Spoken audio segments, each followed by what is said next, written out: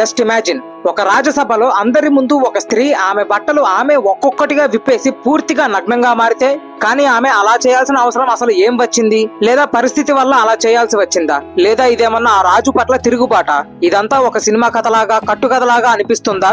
ఒకనాడు నిండు సభలో ఒక మహాసాధ్విని, భక్తురాలిని వ్యవస్థలను చేయాలి అని చూస్తే మహాభారత యుద్ధం జరిగింది. అదే ఒక మహాసాధ్వి, మహాభక్తురాలు తనంతట తానే సభలో నగ్నంగా మారితే, సమాజానికి ఒక ఆధ్యాత్మిక గురువు, సాహిత్యంలో తనదైన ముద్ర వేసిన ఒక స్త్రీ లభించింది. ఆమె మరెవరో కాదు, ఇప్పటికీ ఎంతో మంది చేత పూజింపబడుతున్న 12వ శతాబ్దానికి చెందిన అక్క మహాదేవి. హాయ్ ఫ్రెండ్స్, అందరికీ నమస్కారం. Welcome to my channel. అక్క మహాదేవి కర్ణాటకలో జన్మించింది. చిన్నప్పటి నుండే పరమశివుడి పట్ల ఎంతో భక్తితో ఉండేది. చెన్న మల్లికార్జునుడిని పూజించే ఆమె చిన్నప్పటి నుండి తన తనువు, మనస్సు సమస్తం ఆయనదే అనేది. ఆమె ఎంతో అందంగా ఉండేది. ఆమె అందానికి ఆకర్షితుడైన ఆ ప్రాంతపు రాజు ఆమెను బలవంతంగా పెళ్లి చేసుకున్నాడు. కానీ ఈ పెళ్లి గురించి మాత్రం అనేక కథనాలు ప్రచారంలో ఉన్నాయి.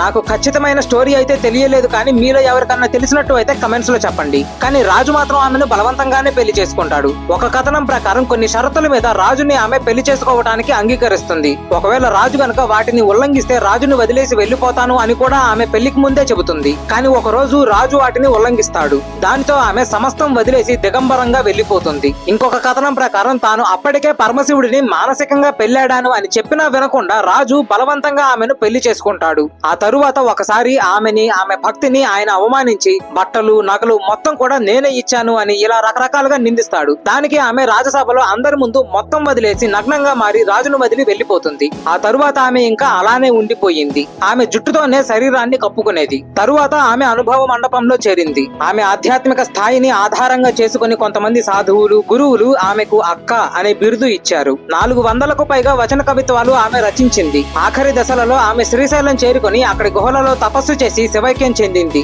ఈ వీడియో కనుక మీకు నచ్చినట్టు అయితే లైక్ చేయండి, మీ ఫ్రెండ్స్ అండ్ ఫ్యామిలీకి షేర్ చేయండి. ఇటువంటి మరిన్ని వీడియోస్ కోసం మా శేషసాయి అఫీషియల్ యూట్యూబ్ ఛానల్ ని సబ్స్క్రైబ్ చేయండి. మీ సలహాలు, సూచనలు, అభిప్రాయాలు కింద కమెంట్స్ సెక్షన్ లో తెలపండి. జై శ్రీరామ్, జై హింద్.